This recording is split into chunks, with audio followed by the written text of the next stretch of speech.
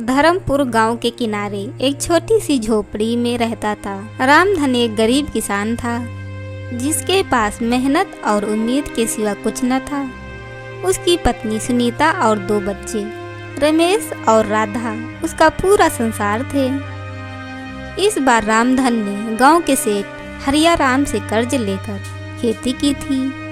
मौसम ने साथ दिया और खेतों में पहली बार सुनहरी फसल लहरा रही थी। रामधन का परिवार खुशी से झूम उठा था। रामधन खेतों के बीच खड़ा होकर अपनी फसल को निहार रहा था। उसकी आंखों में चमक थी। उसने सुनीता की ओर देखकर उत्साह भरे स्वर में कहा, सुनीता, देखो इस बार फसल कितनी अच्छी हुई है। लगता है भगवान ने हमारी सुन ली। अब बच्चों को भूखा नहीं सोना पड़ेगा। सुनीता ने साड़ी का पल्लू ठीक करते हुए मुस्कुराकर जवाब दिया, हाँ जी, तुम्हारी मेहनत रंग लाई। अगर फसल सही सलामत कट गई तो कुछ महीनों का चैन तो ही मिल ही जाएगा। तभी उनका बेटा रमेश, जो पास ही मिट्टी में खेल रहा था, दौड़ता हुआ आया। उसकी आंखों में उत्सुकता थी। पिताजी, क्या इस बार हम स्कूल जा पाएंगे? रामधन ने रमेश का सिर सहलाते हुए प्यार से कहा, जरूर बेटा, इस बार तुझे अच्छे कपड़े और किताबें दिलवाऊंगा। उनकी छोटी बेटी राधा, जो अपनी माँ के पास बैठी थी, ने उत्साह से पूछा, पिताजी, मेरे लिए क्या लाओगे? बोलो ना। तेरे लिए गुड़िया और नई चूड़ियां बिटिया। रामधन ने हंसते हुए जवाब दिया। परिवार की हंसी खेतों में गूंज उठी। लेकिन किस्मत को शायद उनकी ये खुशी मंजूर न थी। शाम ढलते ही आसमान पर काले बादल छा गए। तेज आंधी के साथ बारिश शुरू हो गई। सुनीता झोपड़ी के बाहर खड़ी होकर चिंतित स्वर में चिल्लाई, रामधन, जल्दी चलो, खेत में पानी भरने लगा है। रामधन का चेहरा पीला पड़ गया। वह दौड़ता हुआ खेत की ओर भागा। उसकी आवाज में डर था। हाय भगवान, कहीं सब कुछ न बह जाए। खेत पर पहुंचते ही उसका दिल टूट गया। सारा खेत पानी में डूब चुका था और फसल बर्बाद हो चुकी थी। वह वहीं बैठ गया। उसकी आवाज में निराशा थी। अब क्या बचा भगवान? मेरी मेहनत, मेरी उम्मीद सब बह गया। सुनीता उसके पास पहुंची। उसकी आंखों में आंसू थे। अब बच्चों को क्या खिलाएंगे? घर में तो एक मुट्ठी अनाज भी नहीं बचा। अगली सुबह रामधन सेठ हरिया राम के पास गया, उम्मीद लिए कि शायद उसे कुछ मोहलत मिल जाए। उसने हाथ जोड़कर गिड़गिड़ाते हुए कहा, सेठ जी, बारिश ने सब बर्बाद कर दिया। थोड़ा समय दे दीजिए, अगली फसल में सारा कर्ज चुका दूंगा। सेठ ने कठोर स्वर में जवाब दिया। उसकी आंखों में लालच झलक रहा था। कोई मेहनत नहीं, रामधन, कागज के हिसाब से अब वो जमीन मेरी है। रामधन ने गिड़गिड़ाया, सेठ जी, वो मेरी पुश्तैनी जमीन है, ऐसा मत करिए। मुझे कागज से मतलब है, भावनाओं से नहीं। जमीन मेरे नाम है, उसे खाली कर दो। रामधन की दुनिया उजड़ गई। ना खेत बचा, ना पैसा, ना आसरा। और सुनीता के पास लौटा। उसकी आवाज में निराशा थी। सुनीता, अब इस गांव में हमारे लिए कुछ नहीं बचा। चलो जंगल की ओर चलते हैं, शायद वहां कोई ठिकाना मिल जाए। सुनीता ने आंसुओं को छुपाते हुए कहा, ठीक है जी, अब जैसी तुम्हारी मर्जी। रामधन का परिवार गांव छोड़कर जंगल की ओर चल पड़ा। बारिश रुक चुकी थी, लेकिन उनके जीवन की मुसीबतें थमने का नाम नहीं ले रही थी। राधा ने भूख से व्याकुल होकर कहा, मुझे बहुत भूख लगी है पिताजी। रामधन ने उसे गले लगाते हुए कहा, थोड़ा और चल ले बिटिया। सुना है जंगल के किनारे एक बूढ़े बाबा रहते हैं, शायद वो हमारी मदद करें। कुछ देर बाद उन्हें एक टूटी फूटी कुटिया दिखी। वहाँ एक साधु धुनी रमाए बैठे थे। रामधन ने हाथ जोड़कर कहा, बाबा प्रणाम, हम मुसीबत में हैं, हमारे पास अब कुछ नहीं बचा। साधु ने गहरी नजरों से रामधन को देखा और शांत स्वर में बोला, तुम्हारे चेहरे पर ईमानदारी दिखती है बेटा। इस कुटिया में रह सकते हो, ज्यादा नहीं लेकिन सिर छुपाने की जगह मिल जाएगी। रामधन की आंखें नम हो गईं। धन्यवाद बाबा, भगवान आपको सुख दे। अगले दिन रामधन जंगल में लकड़ी काटने निकला। सुनीता से बोला, सुनीता, मैं लकड़ियां बेचकर कुछ पैसे लाऊंगा, बच्चों के लिए खाना ले। जल्दी लौट आना जी, बच्चों को भूख लगी है। शाम को रामधन बाजार से कुछ आलू, प्याज और आटा लेकर लौटा। उसने सुनीता को सम्मान देते हुए कहा, ये लो सुनीता, ज्यादा नहीं लेकिन बच्चों का पेट तो भर जाएगा। सुनीता ने रोटियां बनाई और परिवार ने उबली सब्जी के साथ खाना खाया। राधा ने पूछा, माँ आज गुड़ नहीं आया? कल लाएंगे बिटिया, उसने प्यार से जवाब दिया। रामधन ने बच्चों को गले लगाते हुए कहा, अब हर दिन मेहनत करेंगे। हमारे पास कुछ नहीं लेकिन हम एक दूसरे के साथ हैं, यही सबसे बड़ी ताकत है। रामधन का संघर्ष और उनकी जिंदगी का हिस्सा बन गया। वह रोज जंगल जाता, लकड़ियां काटता और बाजार में बेचकर राशन लाता। बच्चे अब भूख की शिकायत नहीं करते थे, लेकिन उनकी आंखों में भविष्य की उम्मीद झलकती थी। एक दिन राधा ने उत्साह से पूछा, पिताजी आज गुड़ लाएंगे? रामधन ने मुस्कुराकर जवाब दिया, हाँ बेटा, और तेरी माँ के लिए एक साड़ी का सपना भी लाऊंगा। उस दिन रामधन जंगल में और गहराई तक चला गया। वह सोच रहा था, ज्यादा लकड़ियां मतलब ज्यादा पैसा मतलब सबके चेहरों पर खुशी। लेकिन वह इतना आगे निकल गया कि रास्ता भूल गया। चारों ओर घना जंगल था और हल्की बारिश शुरू हो चुकी थी। हे भगवान, ये कौन सी जगह है? लगता है गलत दिशा में आ गया। उधर सुनीता कुटिया में इंतजार कर रही थी। उसके चेहरे पर चिंता थी। आज बहुत देर हो गई, रोज तो अब तक लौट आते थे। रमेश ने डरते हुए पूछा, माँ पिताजी को कुछ हुआ तो नहीं है? ऐसा मत बोल बेटा, वो ठीक होंगे। जंगल में रामधन थक कर एक पत्थर पर बैठ गया। तभी उसे दूर एक रोशनी दिखी। वो क्या है? कोई घर है या आग जल रही है?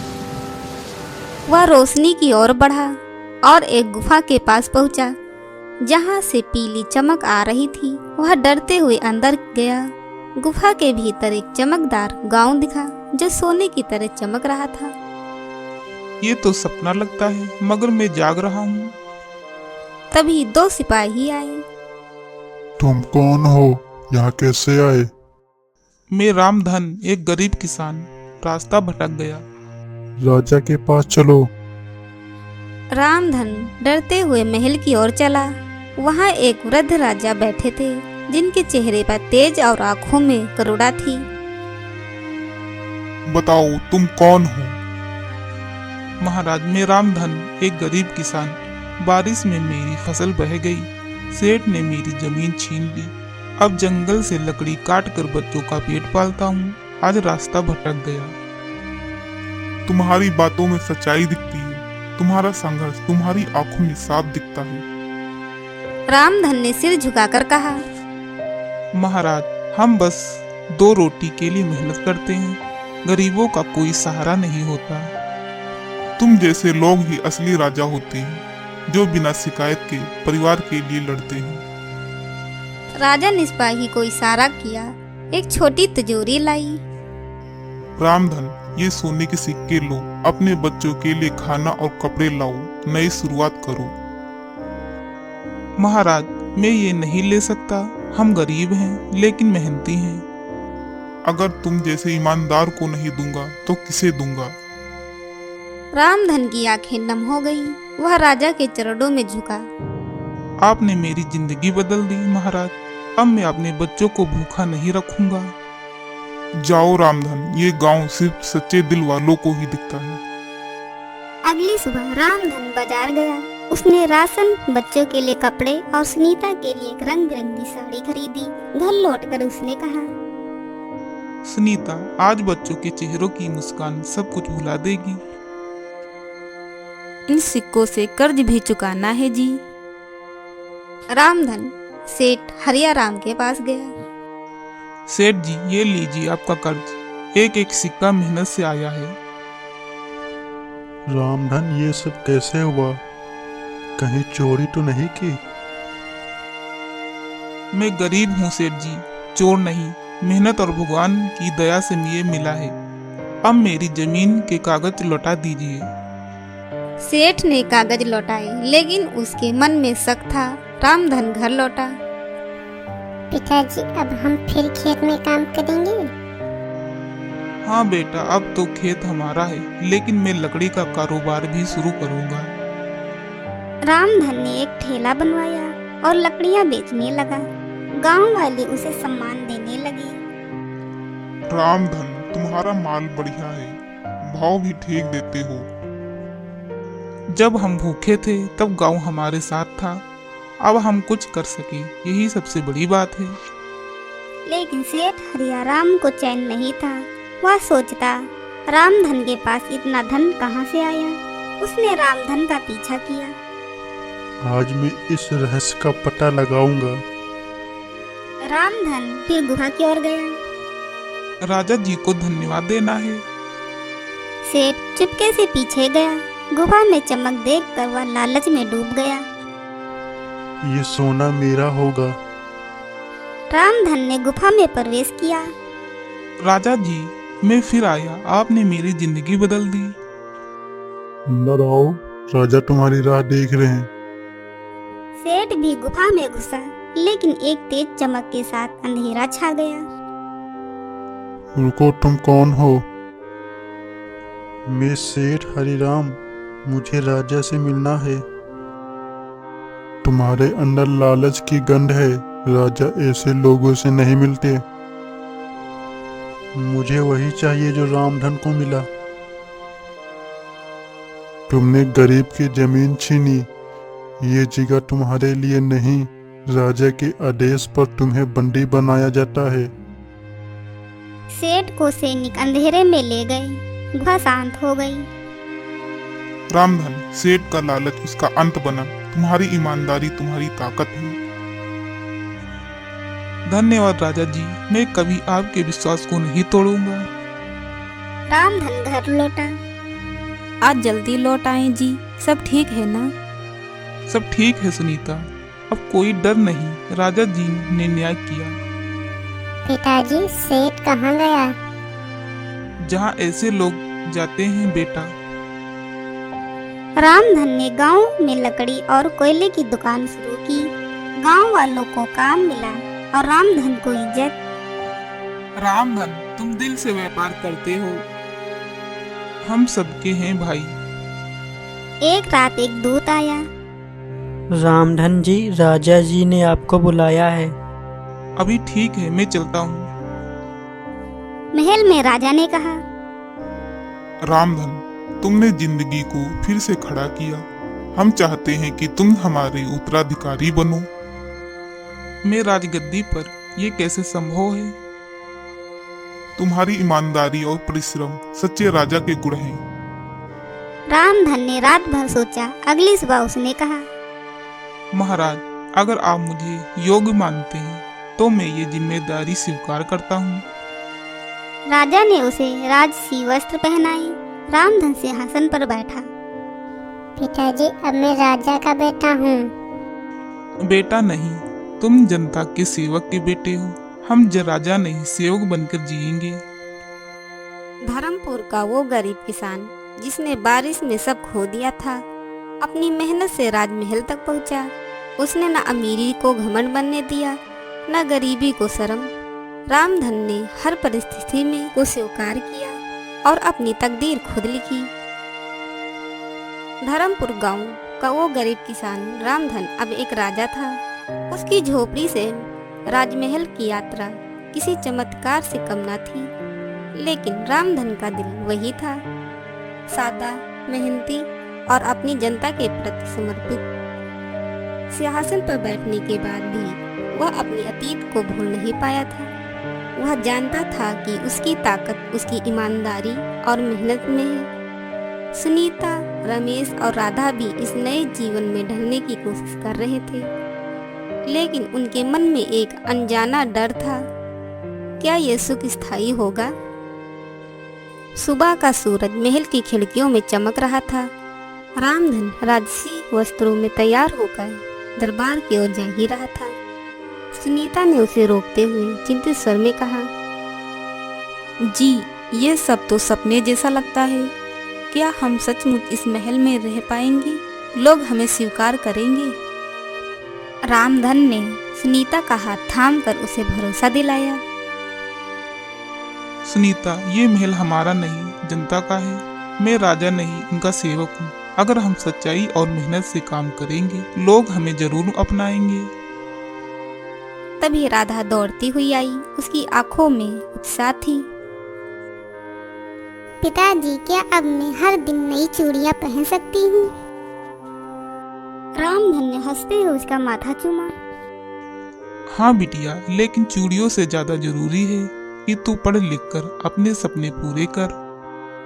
रमेश, जो पास ही खड़ा था, ने गंभीर स्वर में पूछा, पिताजी, आप अब राजा हैं, क्या सेठ जैसे लोग फिर हमें परेशान करेंगे? नहीं बेटा, अब हमारी जिम्मेदारी है कि कोई गरीब सेठ से लालच का शिकार ना बने। रामधन दरबार में पहुंचा। वहां गांव के लोग, सिपाही और पुराने राजा के सलाहकार इंतजार कर रहे थे। एक सलाहकार ने आगे बढ़कर कहा, महाराज, आप नए हैं, लेकिन जनता को आपसे बहुत उम्मीदें हैं। गांव में कई समस्याएं हैं, पानी की कमी, खेती में सिंचाई का अभाव और कुछ लोग सेठ हरिराम जैसे व्यापारियों के कर्ज तले दबे हैं। रामधन ने गहरी सांस ली और दृढ़ स्वर में बोला, मैंने खुद कर्ज और गरीबी देखी है। मैं वादा करता हूँ कि कोई भी गरीब मेरे राज्य में भूखा नहीं सोएगा। सबसे पहले पानी की व्यवस्था करेंगे।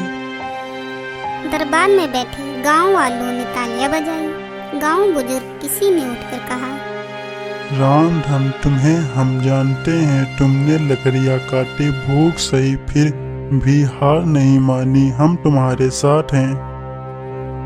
रामधन का मन गर्व और जिम्मेदारी से भर गया।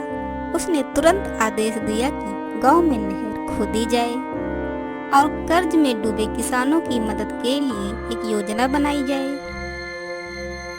लेकिन हर जगह शांति नहीं थी। सेठ हरिराम, जिसे गुफा में बंदी बनाया गया था, किसी तरह छूटकर गांव लौट आया था। उसका लालच खत्म नहीं हुआ था। वह गांव के कुछ लोगों को भड़काने की कोशिश कर रहा था। एक रात वह गांव के चौपाल पर कुछ लोगों से मिला। एक मामूली किसान है, वो तुम्हें क्या देगा? मैं तुम्हें सस्ता कर्ज दूंगा, बस मेरे साथ आओ। एक युवक ने सवाल किया, सेठ जी, रामधन ने हमारी जमीन के कागज लौटाए। तुमने तो हमारी जमीनें छीन ली थी, अब क्यों विश्वास करें? सेठ ने चालाकी से जवाब दिया, वे सोने के सिक्के कहाँ से आए? बताओ, जरूर उसने कोई चोरी की है। मैं उसका राज खोलूंगा। सेठ की बातों का असर कुछ लोगों पर हुआ। गांव में अफवाहें फैलने लगी कि रामधन का धन किसी रहस्यमय स्रोत से आया है।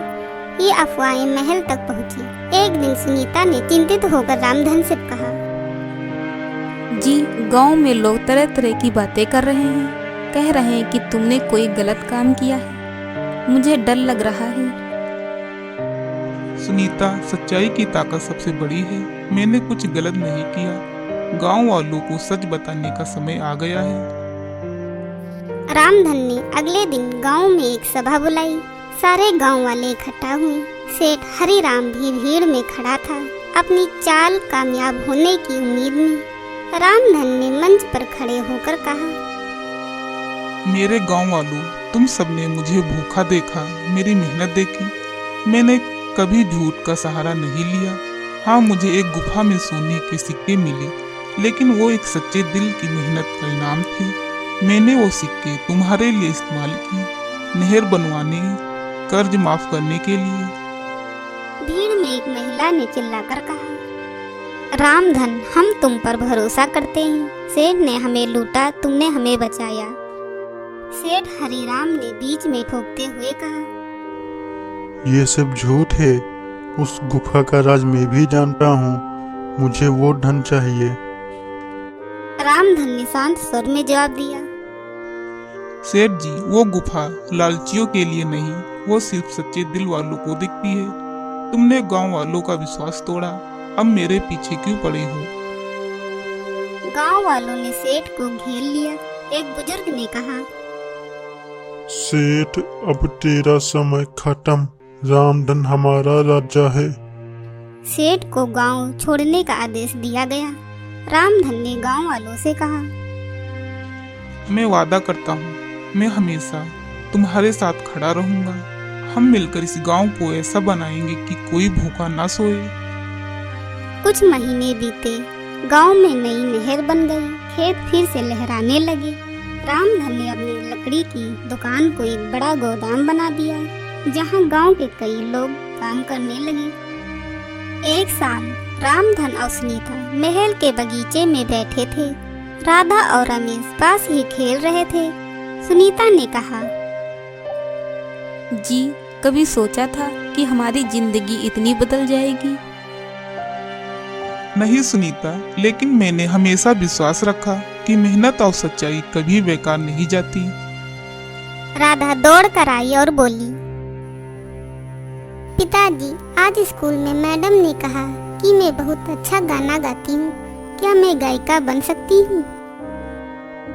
बिल्कुल बिटिया, तू जो चाहे वो बन सकती है, बस मेहनत और सच्चाई मत छोड़ना। रमेश ने गर्व से कहा, पिताजी, मैं बड़ा होकर आपके जैसा बनेगा जो सबकी मदद करते हो। रामधन की आंखें नम हो गईं। उसके बच्चों को गले लगाया। सुनीता, ये बच्चे हमारे असली दौलत हैं। राजमहल तो बस एक ठिकाना है। उसी रात रामधन को एक सपना आया। उस गुफा वाले राजा फिर से दिखा। रामधन, तुमने मेरे विश्वास को निभाया। तुमने साबित किया कि सच्चा राजा वही है जो जनता का सेवक बने। महाराज, ये सब आपकी कृपा से हुआ। मैं बस आपके दिखाए रास्ते पर चल रहा हूँ। नहीं रामधन, ये तुम्हारी मेहनत का फल है। अब ये गांव, ये राज सब तुम्हारा है। इसे संभालो। सपने से जागने के बाद रामधन ने सुनीता को गले से लगाया। सुनीता, अब हमें पीछे नहीं देखना। हमारे सपने एक नया गांव है, एक नया सपना है। धर्मपुर गांव अब पहले जैसा नहीं था। वहाँ खुशहाली थी, हंसी थी और सबसे बड़ी बात विश्वास था। रामधन, जो कभी लकड़ियाँ काट कर बच्चों का पेट पालता था, आज एक ऐसा राजा था जिसने न सिर्फ अपनी तकदीर बदली बल्कि पूरे गांव की किस्मत संवार दी। उसकी सपने से जागने के बाद रामधन ने सुनीता को गले से लगाया। सुनीता, अब हमें पीछे नहीं देखना। हमारे सपने एक नया गांव है, एक नया सपना है। धर्मपुर गांव अब पहले जैसा नहीं था। वहाँ खुशहाली थी, हंसी थी और सबसे बड़ी बात विश्वास था। रामधन, जो कभी लकड़ियाँ काट कर बच्चों का पेट पालता था, आज एक ऐसा राजा था जिसने न सिर्फ अपनी तकदीर बदली बल्कि पूरे गांव की किस्मत संवार दी। उसकी कहानी गांव में फैल गई और लोग कहने लगे, सच्चाई और मेहनत से कुछ भी अपनी तकदीर बदल सकता है।